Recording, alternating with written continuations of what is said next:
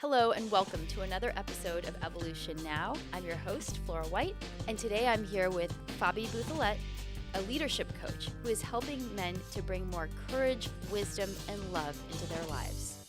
Let's get into it.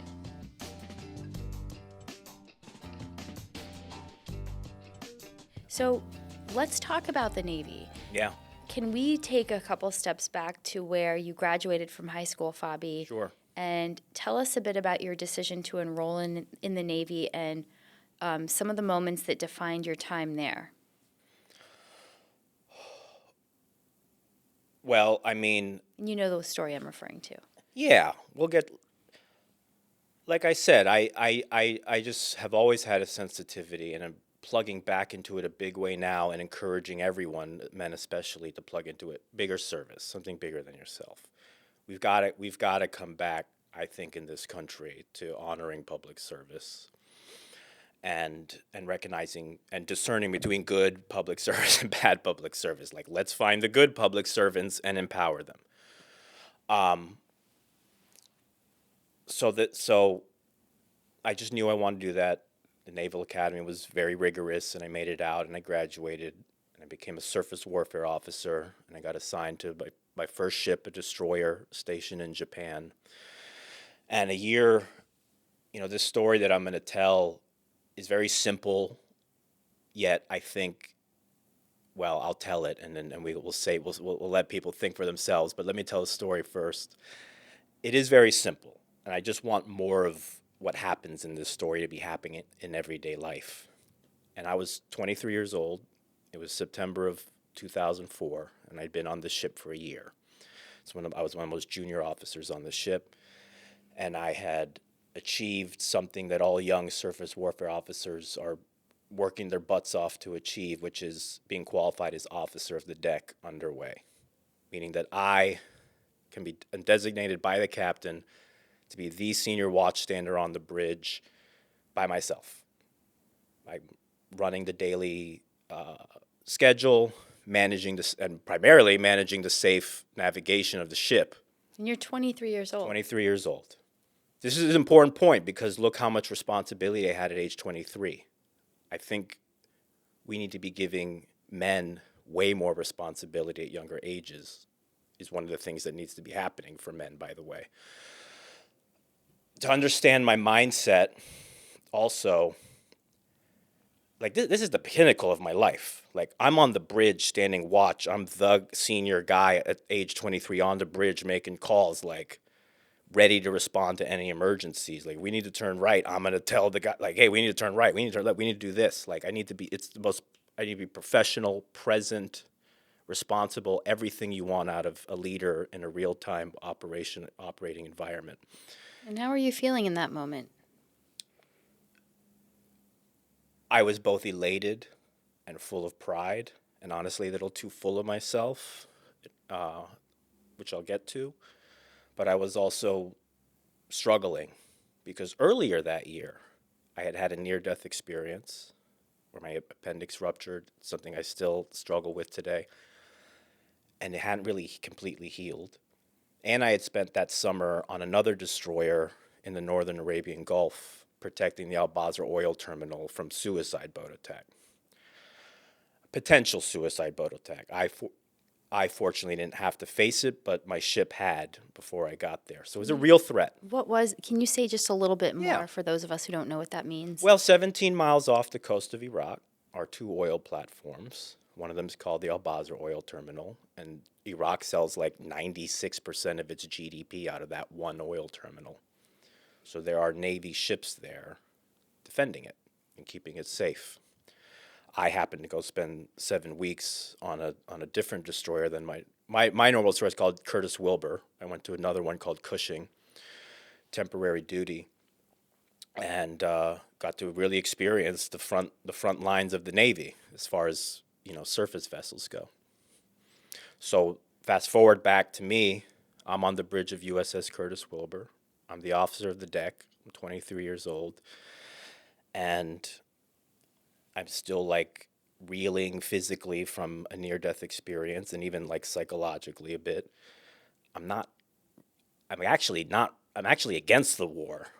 I was very clear by that point that I was like, I don't like this war, the Iraq war, the global war on terrorism in general.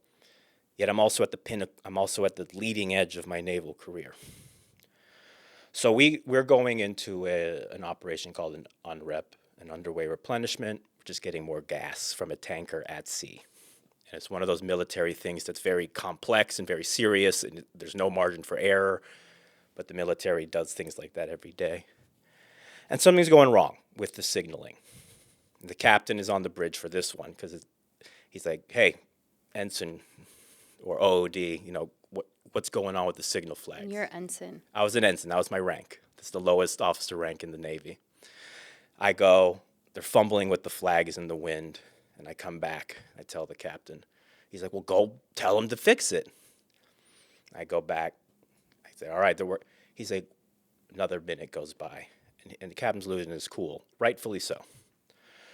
He's like, "Go handle it," and I kind of like go, like, I just kind of roll my eyes, and it seems so minor on one hand, but in that context, no.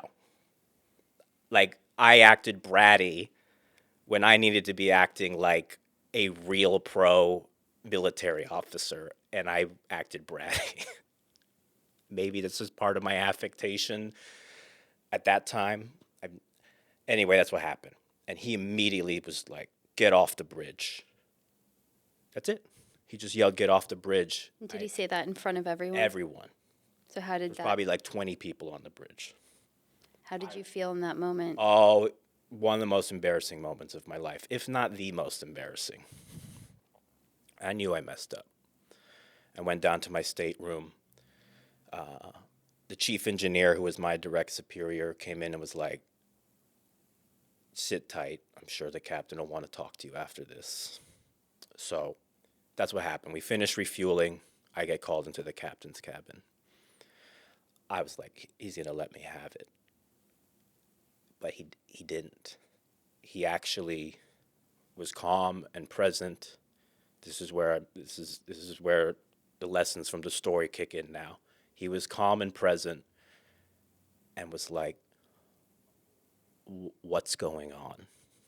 Before just telling me I messed up or anything, he said, "Let me hear from you first." He wanted to connect with the person Yeah. first. Yep. And I felt it. Because he was calm and he listened. And I think he was expecting me to say something like, "Oh, my grandmother died yesterday and I'm just having a bad day." And I told him, as a captain, I'm still hurting from that surgery. And I'm still like processing my time in the Northern Arabian Gulf. I'm not happy with this war. And yeah, I lost the edge today. Now, I've been standing watch on the bridge for a few weeks, and I was doing quite well, actually. But in this moment, where it was a more serious operation and the stakes were higher and the responsibility got heavy on my shoulder, I finally cracked. This is normal. People crack. Shouldn't happen in that situation. The military is like, "No, not acceptable." So the captain heard me. And he said, "Look, you're here. You signed up for this. You signed a contract. You raised your right hand, took an oath. We're deployed in the middle of the Sea of Japan right now. You're here. And your ship needs you." And as soon as he said that, I just was like, yeah. Because that's what you get indoctrinated with at the Naval Academy and the Navy. Your ship first, then your shipmates, and then yourself. And me feeling sorry for myself and my surgery and having my own geopolitical opinions was me being in my own feelings and worried about myself when I should have been just a pro and worrying about excuse my language, worrying about the freaking ship and my shipmates. And I that's all he had to say. It's like, "Hey, this ship needs you. You're one of the," and he kind of stroked my ego a little bit, being like, "You're one of the best ensigns on the ship.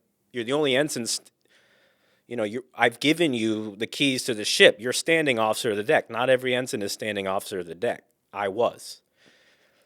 And he's like, "I think you also just a little too full of yourself right now. Like, just stay present and stay humble. And he was right. I had gotten a little too full of myself.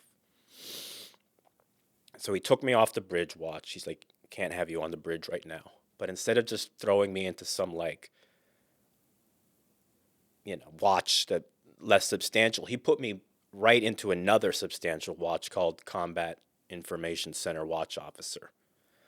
So when he did that, I realized, he could have given me a letter of reprimand and put it in my record, and he told me as much. He's like, I could smack you so hard right now, put a letter of reprimand in your record, and send you down into some tertiary watch. But he put me back into an important watch. Why do you think he did that? Well,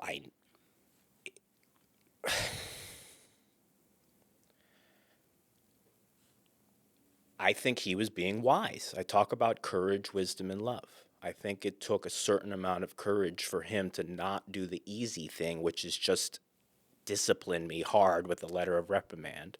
He said, I'm going to give this guy another chance. You ask me why? I think because he believed in me. And I was good, by the way. I was good. He had the wisdom to realize, this ship will be better off if I give this officer a path to redemption, and I think he's going to take it and succeed. That will serve this ship better than me just slapping him hard. And that is what happened. And in its own way, it was a demonstration of love and compassion to not yell at me and just discipline me, hold the line, give me the feedback I needed to hear that I had messed up and I was being full of myself. So he didn't let me off. Right, there was a consequence. There was a consequence. Exactly. There was a consequence and then a clear path to redemption. And I took it and I ran with it. And I said, you know what? If he's going to put me in combat, I'm going to be the best Combat Information Center watch officer this Navy's ever seen. And I can't prove that I was, but I did go and I owned it, and I was great. Because you had a leader who empowered you, who showed you grace, Yeah. who gave you a path to redemption. Yeah. So look at the two people involved in this story, me and my captain, both on the leading edge of their career. He's a captain for the first time. He wasn't even a year end. I'm 1 year out of the academy. I'm at the pinnacle of a junior officer's career path. I'm an officer of the deck. Two men on the leading edge of their careers, responsible for sailors. He's responsible for every sailor on the ship. I'm responsible for my division of sailors, the electricians specifically at that time, 9 of them. And he made a very courageous, wise, loving choice in the way he handled me. And I got humbled hard, but had the wherewithal to be man, people talk about humility. That moment demanded humility out of me. And would you say that the fact that he didn't yell at you, that he delivered a consequence, but did it with compassion, with courage, wisdom, and love, created almost more humility in you? Yes, absolutely. Why is that? Because you feel like I don't deserve this, and I'm going to prove that I do deserve it. No, humility in that I'm not perfect. I make mistakes. Again, the point, 2 men on the leading edge of their careers in high-stakes situation. I think what men need, coming back to what I'm advocating for everyday men in our world right now is we need men on the leading edge of their lives, taking on responsibility as much, more as much as they can, pushing their limits. And when you push your limits, sometimes you mess up, and that's okay. And even in this high stakes environment of the Navy where hey man, we can't mess this up. We're refueling thousands and thousands of gallons of gas in the middle of the ocean. So he kicked me off the bridge because he had to. But then he didn't just smack me down. He said, no, this is going to be a learning moment. And I was like, yep, this is going to be a learning moment for me. And it took just extreme maturity and, again, wisdom from him. And it took me going, God, like having enough self-awareness to be like, okay, I gonna take this in. I'm not gonna get defensive. I'm not gonna try and excuse it. I just came up short. I came up short. That moment got too big for me. Whatever, I had other things in my head at the time, but that moment got too big for me and I came up short. And I'm not defined by a moment. There you go. So we men, everyone, but we men should be doing that more for each other. We should all be pushing each other to our edges, encouraging each other to be more courageous, take the next courageous, bold step in your life, go out and get wisdom, go out and get the training, go out and get the competence you need, take the next loving step. Don't try to be right and defensive. How can you focus outward and be more loving and more compassionate towards someone else? And that should just be like an everyday experience. I mean, this story happened on a forward deployed warship doing a serious operation, so it's kind of a little exotic in that way. But we men can have moments like that amongst ourselves at much more rapid rates. But it requires us being each other's cheerleaders, but also being each other's keepers. And how do men know when to compete and when to lift each other up? Is that a delicate dance? I know men are naturally very competitive. I have two sons that are 21 months apart, and they're constantly competing. I'm glad you said that. That is absolutely one of the delicate dances of being a man. We are competing with each other, but when that competition is clearly connected to some higher purpose or some higher goal that serves the community, we're in cooperation with each other. Again, on my ship, I'm in cooperation with all my fellow junior officers, but we're also competing against each other for ranking. Like, who's the best ensign on the ship? Who's the second best ensign on the ship? Who's the third best? Like, that is a ranking that's going to happen. There is a pecking order. But so the competition just drives each of us to be our best. And then when we're our best, we come together and cooperate towards a common goal. It is a dance between cooperation and competition. I think that is very much the masculine experience. And part of the problem of this masculinity crisis today is that I think guys are too gun shy. They just don't trust themselves enough. They've lost their dude, we need to get. What's the stat? 2 out of 3 men haven't asked out under the age of 25, haven't asked out a date in person, only online. Yeah, we just read that together the other day, didn't we? Yeah. Yeah, like 8 men, not like 14-year-olds, like 18 to 25-year-olds haven't asked a woman out in person, face to face. Right, 1/3 of them. A third, something Scott very Galloway high. said, yeah, unbelievable. It is unbelievable. Like, engage men. If there's one thing I'm advocating for, it's like, men, engage in your lives. Participate. And now, why are men not engaging? Is it the fault of big tech? What's happening? I don't think it's big tech's fault. I think the issues with big tech are themselves a symptom of the bigger picture of that I've discussed, that like, what does a man even do today? Fabi, based on all of your years of experience in your personal life, in your career in the Navy, what have you brought to your coaching practice, and how are you helping the people that you serve?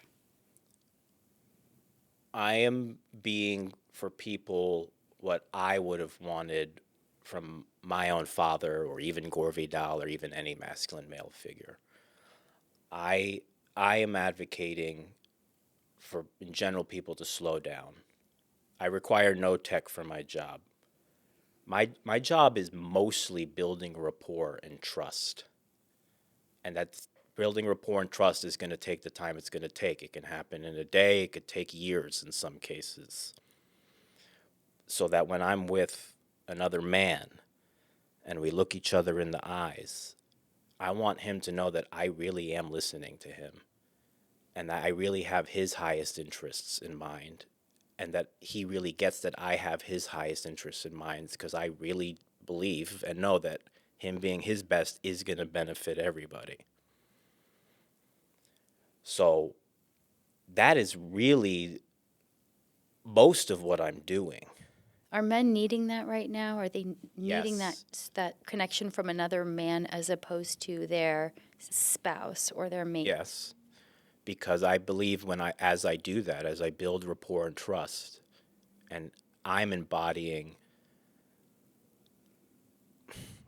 serious, like I'm demonstrating like, hey, I take myself seriously.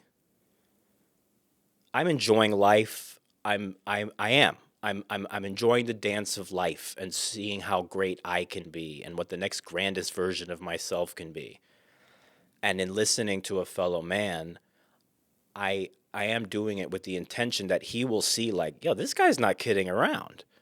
And yeah, I've got some things on my resume that demonstrate that. This guy went to Naval Academy. This guy was an officer in the Navy. This guy worked for Gore Vidal. This guy actually has a reputation even in like the activist world. This guy is happy and looks like he's enjoying himself. I am. I want men to take themselves seriously. It kills me to see men not taking themselves seriously. So I just want to I'm just like, whether they need me to be more, that challenges me to be more courageous, wise, and loving. How do I stay on my edge of courage? How do I keep finding the wisdom to connect with men, which is mostly becoming a better listener for me, frankly, has been the wisdom I've needed to take on more and more. And how do I be more loving? So they really feel like this guy's not kidding around. Like when he says he cares about me, he cares about me. I want him to feel that so that they take life seriously. It's so important, especially in this time where young people in general have a short attention span. Yeah. They're looking down at their phone. They're living in the virtual world. Learning how to connect in person, face to face, and live in the present is a life skill that is so critical. And it'll never go away. It'll never go away, and it's directly connected to satisfaction in life. Yeah. And it's I'm so glad that you're bringing it back.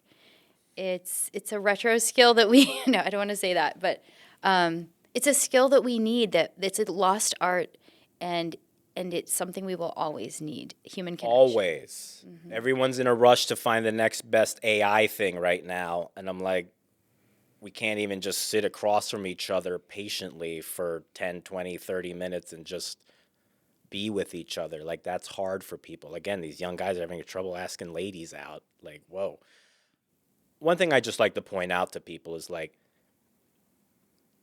hey, most of us feel that the country and the world is in a rough spot right now, right? If nothing else, it's chaotic. Even if the world was like in a great shape and utopian, either way, whether the world was in great shape or the world is in the shape a lot of people think it is right now, which is bad, the path forward's the same. No matter what condition you think you are in or the world is in or whatever, more courage, more wisdom, more love, more connection, more standing for each other. Everyone's so busy debating what's wrong and what we should do about it. I'm like, it almost doesn't matter. Not that I'm not trying to understand what's going on, but like, you can just be the change you want to see in the world right now. I know that might sound trite or cliche in a way, but like, that's it. I don't feel like I'm reinventing men's work or anything. I'm just taking a stand for the timeless qualities that you were just saying. But whether the world is in like the state it is now or in some amazing future utopian state, we're always going to need the same thing. Everyone in any moment can always find a way to embody more courage, more wisdom, and more love. I love it.